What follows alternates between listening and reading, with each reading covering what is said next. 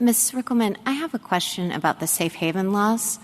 So petitioner points out that in all 50 states, you can terminate parental rights by relinquishing a child after abortion, and I think the shortest period might have been 48 hours, if I'm remembering the data correctly. So it seems to me, seen in that light, both Roe and Casey emphasized the burdens of parenting.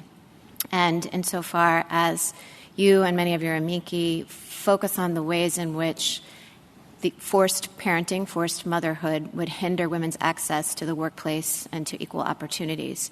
It's also focused on the consequences of parenting and the obligations of motherhood that flow from pregnancy. Why don't the safe haven laws take care of that problem? It seems to me that it focuses the burden much more narrowly. There is, without question, an infringement on bodily autonomy, which we have in other contexts like vaccines.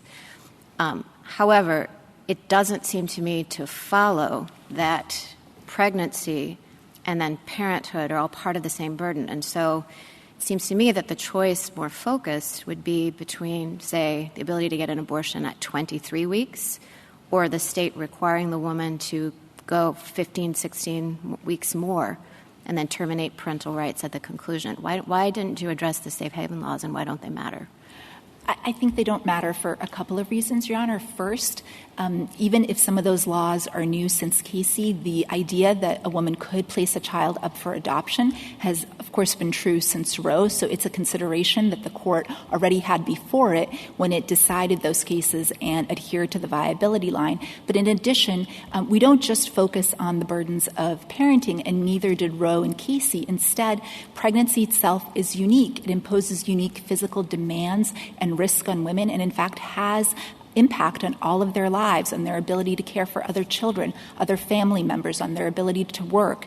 And in particular, in Mississippi, those risks are alarmingly high. It's 75 times more dangerous to give birth in Mississippi than it is to have a pre-viability abortion, and those risks are disproportionately threatening the lives of women of color. So are you saying, actually, as I read Roe and Casey, they don't talk very much about adoption. It's a passing reference that means out of the obligations of parenthood.